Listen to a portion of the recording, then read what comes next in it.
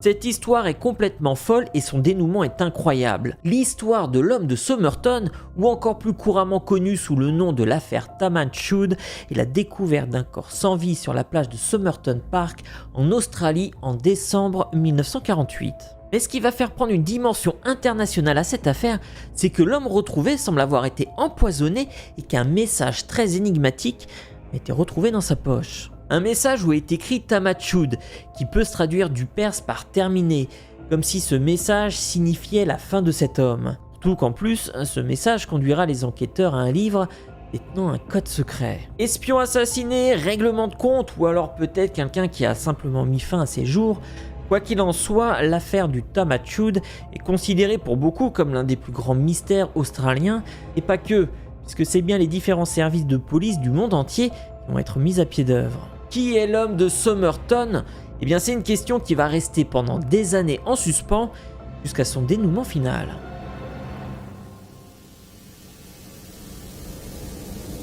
Alors pour vous parler de cette histoire, nous allons faire un bon retour dans le passé jusqu'en Australie le 1er décembre 1948, il est 6h30 du matin. Sur la plage du quartier de Somerton Park, deux jeunes hommes à cheval réalisent leur promenade du matin quand ils aperçoivent un homme assis sur le sable, le dos posé contre les rochers. Et si dans un premier temps, ils pensent que l'homme est en train de dormir, dans un second temps, ils réalisent que l'homme est en réalité décédé. Quand la police arrive, ils ne peuvent faire que le même constat. Mais ce qui va étonner les policiers, c'est que rien n'indique que l'homme a été agressé. Pas de marque de coup, pas de blessure, son costume est impeccable et aucune marque sur le sable pourrait laisser penser qu'il a été traîné jusque-là. En fait, c'est comme s'il s'était reposé sur la plage et qu'il était mort pendant son sommeil. La police procède alors à la fouille de l'individu, espérant trouver une pièce d'identité. Mais malheureusement pour eux, ça ne sera pas aussi simple. Néanmoins, ils vont quand même trouver tout un tas de petites choses, comme un peigne, un paquet de chewing-gum, un paquet de cigarettes et une boîte d'allumettes. Mais ça sera pas tout puisqu'ils vont aussi trouver un ticket de train qui n'a pas été utilisé, avec un trajet simple d'Adélaïde jusqu'à Hanley Beach, mais aussi un ticket de bus qui lui par contre a été utilisé et dont l'arrêt se situe à un petit peu plus d'1 kilomètre de là où est la victime. Quand la police interroge les différents témoins et habitants du quartier, ils ont déclaré avoir bien vu cet homme à ce même endroit la veille au soir, seul et qui leur semblait être pourtant bien vivant. En fait, les personnes qui l'avaient croisé ne se sont pas trop posé de questions. Ils pensaient que c'était un homme ivre qui s'était simplement posé sur la plage. Dès le lendemain, l'affaire va être couverte par deux médias, dont un qui sera très catégorique et qui dira qu'il s'agit d'E.C. Johnson, un homme de 45 ans vivant à Adélaïde. Sauf que le surlendemain, ce fameux E.C. Johnson, il se présentera au commissariat et il dira que, en fait, non quoi, il est vivant. Le même jour, le 3 décembre 1948, le journal The News va publier une photographie posthume de l'homme de Somerton. Et à partir de là, l'affaire va s'emballer et la police va recevoir des dizaines et des dizaines de coups de téléphone concernant la victime. Beaucoup de personnes vont venir au commissariat et vont essayer de l'identifier. Alors en fait, il y aura un petit peu de tout. Certains diront l'avoir vu en train de boire un verre quelques semaines plus tôt dans un hôtel, quand d'autres diront carrément savoir qui il est. Il y a même deux personnes qui l'identifieront comme étant Robert Walsh, un bûcheron de 63 ans. Et ça sera même un témoignage qui sera pris très au sérieux puisqu'il sera appuyé d'un troisième témoin qui identifiera l'individu. Et ce qu'il faut savoir, c'est qu'à cette période, ce fameux Robert Walsh avait disparu. Il était censé partir dans le nord-est de l'Australie, mais devait revenir pour Noël. Sauf que personne l'a revu. Mais cette thèse va pas tenir très longtemps, puisqu'une personne ayant identifié la victime comme Robert Walsh va se rétracter après avoir émis des doutes. Selon elle, Robert Walsh avait une cicatrice que l'homme de Somerton n'avait pas. Après, ça sera pas l'unique fois où la police pensera avoir une potentielle identification. Parce qu'au début du mois de février 1949, il y aura 8 possibilités d'identification. Mais toutes seront rejetées une par une. Et l'enquête va véritablement prendre un tournant quand la police va tomber sur une mystérieuse valise. Le 14 janvier 1949, le personnel de la gare d'Adélaïde va découvrir une mallette marron laissée à l'abandon dans le vestiaire de la gare. Cette mallette a été enregistrée le 30 novembre 1948, soit la veille de la découverte de l'homme de Somerton. Dans la mallette se trouvent des vêtements masculins avec un peu de sable dessus, mais aussi pas mal de petites choses dont une paire de ciseaux, un couteau, un tournevis, un utilitaire pour coudre ou encore un équipement de rasage. Et si la police déduit que la valise appartient bien à l'homme de Somerton, c'est parce que sur le costume du défunt, l'une de ses poches de pantalon a été réparée. Et c'est le même tissu qui a été utilisé, un tissu rare qui se trouve être identique à celui qui est dans la valise. Mais ce qui est curieux, c'est que les étiquettes des vêtements semblent avoir été arrachées, sauf 3 d'entre eux, notamment une cravate où il est inscrit le nom de T. Kane. Une inscription qu'ils trouveront aussi sur un sac et un tricot de corps. D'ailleurs, ils trouveront aussi 3 notes de blanchisserie. Alors, à ce moment-là, la police fait le lien et ils pensent bien évidemment que l'homme de Somerton est probablement ce fameux T. Kane. Et au vu des derniers éléments, ils vont même en déduire son parcours. Alors souvenez-vous, sur le corps de la victime, la police a trouvé un ticket de train pour Hanley ainsi qu'un ticket de bus. Le billet de train pour Hanley a été émis le matin même, le 30 novembre 1948, et le ticket de bus en direction de Glenelg vers 11h15 le même jour. La police va donc supposer que l'homme est arrivé à la gare d'Adélaïde pendant la nuit, et sans doute par un train provenant d'une grande ville. Et puis dans la matinée, il prend un billet de train en direction de Hanley. Et en attendant le départ du train, il prend le temps de prendre une douche et de se raser sur place. Et si je dis ceci, c'est parce que c'est une déduction faite par les enquêteurs, parce que l'homme de Somerton était parfaitement rasé, ils l'ont trouvé sur la plage. Puis, pour une raison inconnue, il n'embarque pas dans le train. Il va même décider de changer de direction. Là, il laisse sa valise au vestiaire et prend un ticket de bus à 11h15 en direction de Glenelg. Il passe l'après-midi dans le quartier et se retrouve le soir à environ 1 km plus loin de là où le bus l'a déposé, sur la plage de Somerton. Puis vous connaissez la suite, puisqu'il se pose contre les rochers et son corps sera retrouvé sans vie le lendemain matin. Alors, tout ça, c'est une déduction qui semble toute logique pour les enquêteurs de l'époque. Sauf que dans les jours qui vont suivre, va y avoir un petit problème. Un problème de taille d'ailleurs, puisqu'aucun ticket n'est porté disparu en Australie, ou même dans un pays anglophone. Et les tickets de blanchisserie ne donneront rien, et en réalité, il n'y a que le manteau qui a été fabriqué sur mesure, qui indique avoir été confectionné aux États-Unis, et sans réellement savoir où. D'ailleurs, les enquêteurs vont penser de plus en plus que cet homme n'est pas un Australien, et qu'il vient donc d'ailleurs. En parallèle, l'autopsie est faite. Et si dans un premier temps rien de concluant ressort, ça va bien être quelques mois plus tard, en juin 1949, et en réexaminant le corps, que certains éléments surgiront. L'homme semblait avoir entre 40 et 45 ans, environ 1m80, un blond avec des yeux noisettes, et avec des mollets particulièrement travaillés comme s'il pratiquait un sport ou de la danse classique. Lors de l'autopsie, le médecin légiste déterminera l'heure de la mort vers 2h du matin. Ses empreintes sont prélevées ainsi que ses empreintes dentaires. Et malheureusement, ils ne correspondent à aucune personne vivant à Adélaïde ou dans ses environs. Pour la cause de la mort, c'est un petit peu plus compliqué.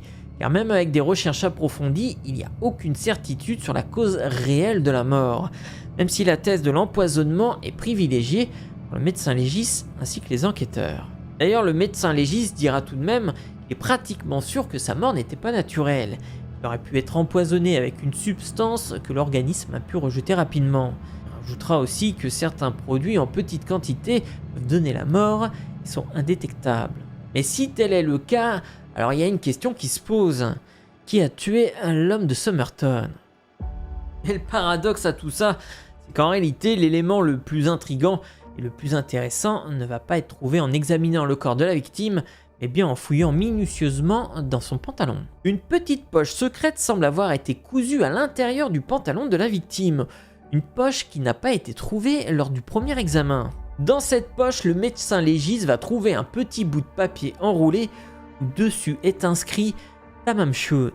Alors si dans un premier temps cette inscription ne veut pas dire grand chose, ce n'est pas le cas pour Frank Kennedy, un journaliste d'investigation. Car lui, il sait parfaitement ce que ça veut dire, il sait même d'où ça vient.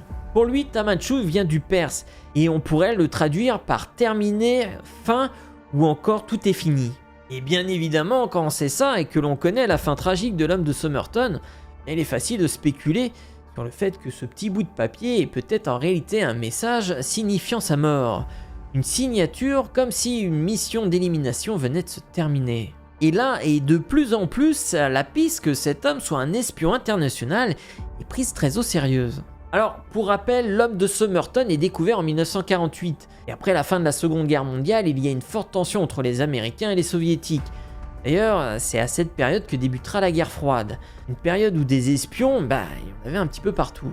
Après, ça reste qu'une spéculation, parce que pour d'autres, cela pourrait signifier aussi qu'il aurait pu mettre fin à ses jours, et que ces mots pourraient être un message posthume, surtout quand on sait d'où proviennent ces mots. D'ailleurs, le journaliste révélera aux enquêteurs qu'on peut trouver cette inscription avec cette même typographie à la fin du livre Rubaiyat.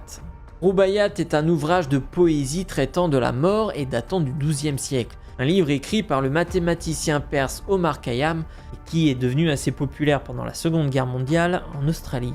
Et avec un tel indice, la police va procéder à la recherche de tous les ouvrages à l'échelle nationale. Le but étant de trouver une édition avec un morceau de page déchiré à la fin du livre. Et là, un homme va se présenter au commissariat.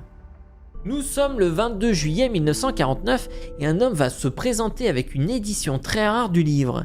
Et après expertise, il s'agit bel et bien du livre recherché. Le morceau de papier correspond parfaitement à la page déchirée. Mais alors, où est-ce qu'il a bien pu trouver ce livre ? Bien, il dira aux enquêteurs qu'il l'a trouvé à l'arrière de sa voiture en novembre 1948, environ 1 à 2 semaines avant la découverte de l'homme de Somerton. Il rajoutera qu'à ce moment-là, sa voiture était ouverte près de la plage de Somerton et quand il a regagné son véhicule, il a découvert le livre à l'arrière. Il ne sait absolument pas du tout à qui il appartient. Il l'a laissé dans sa boîte à gants et ne s'en est pas occupé pendant des mois. Cet homme n'en dira pas beaucoup plus, mais pour les enquêteurs, c'est pas très grave, puisque le livre en recèle d'informations importantes. Car dessus, les enquêteurs vont trouver une inscription très étrange. Une inscription qui ressemble à une sorte de code, comme si quelqu'un avait essayé de trouver une combinaison sans réussir. D'ailleurs, c'est ce que diront les experts, car la seconde ligne semble être le début de la 4e avant d'être barrée. Une suite de lettres qui va casser la tête à bien du monde, car bien évidemment, beaucoup de personnes vont essayer de décoder cette inscription. D'ailleurs, personne n'a jamais réussi, et si vous voulez vous y mettre, n'hésitez pas. Et bien évidemment, ce code retrouvé appuie encore plus la thèse que l'homme de Somerton était un espion. Mais ce n'est pas la seule chose qu'il y aura sur le livre, puisqu'un numéro de téléphone va y être trouvé. Et là, bingo, le numéro est validé et amène les enquêteurs vers une ancienne infirmière de 27 ans qui habite seulement à 400 mètres de là où a été découvert l'homme de Somerton.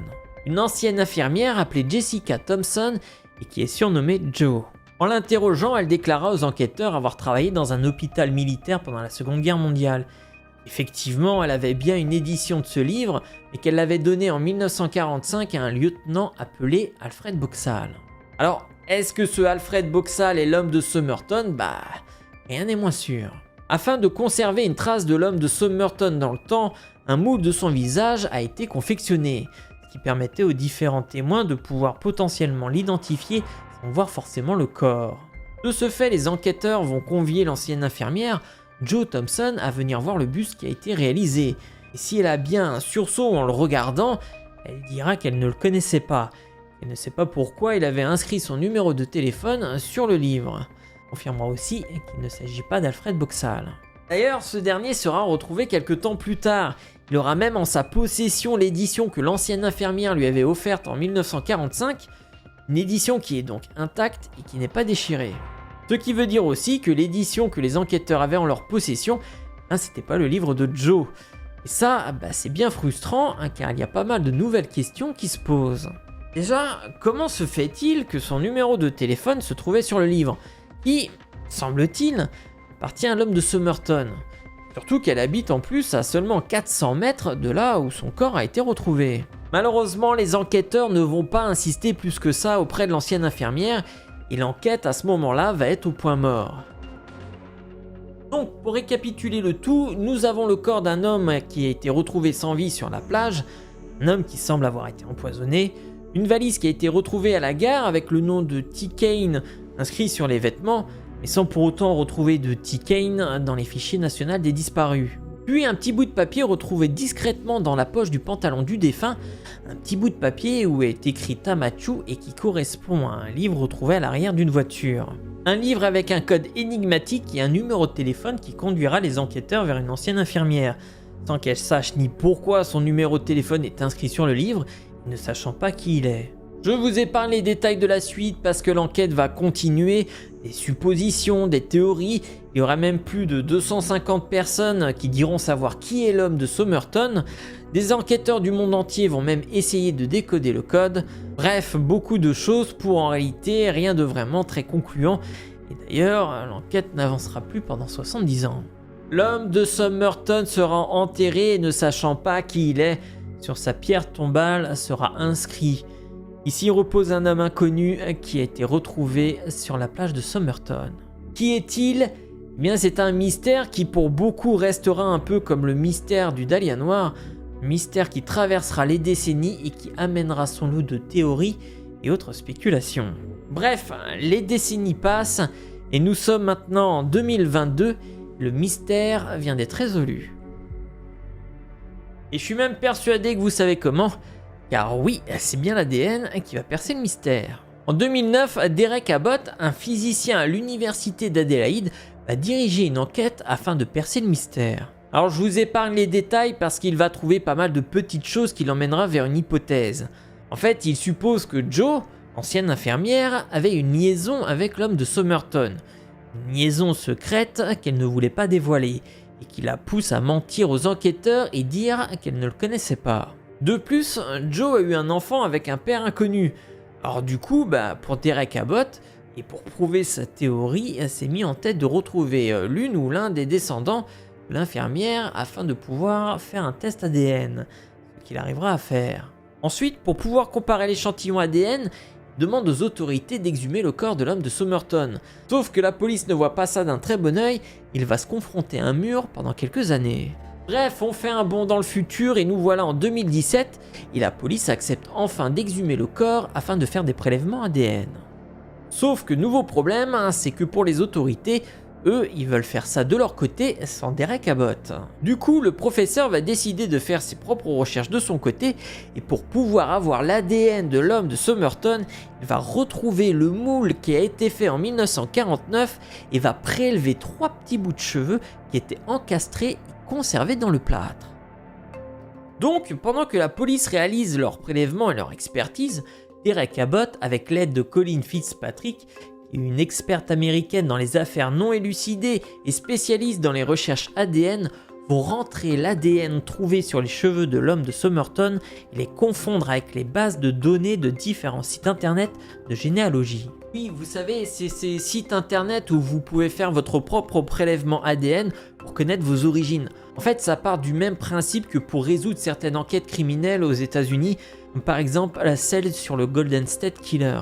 Le Golden State Killer est un tueur en série qui pendant 40 ans était un vrai mystère pour les enquêteurs. D'ailleurs, j'ai fait une vidéo sur lui si vous souhaitez en savoir plus.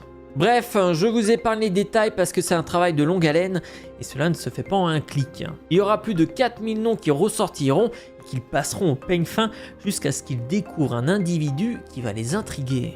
Une personne du nom de Thomas G. Kane. Et pour rappel, dans la valise, sur les vêtements qui ont été retrouvés, il y avait inscrit un T. Kane. Mais le plus troublant, c'est que Thomas Kane serait le beau-frère d'un homme né en 1905 et dont la date de décès est inconnue. Un individu qui pourrait bien être l'homme de Somerton. Mais après cette découverte, et pour être totalement sûr de ne pas se tromper, ils vont remonter son arbre généalogique pour retrouver quelqu'un de sa famille et qui vivrait de nos jours. Et après avoir effectué des correspondances ADN avec un cousin germain au 3e degré, cette fois-ci c'est du sûr. Nous sommes en juillet 2022 et l'homme de Somerton est bel et bien identifié comme étant un Charles Webb.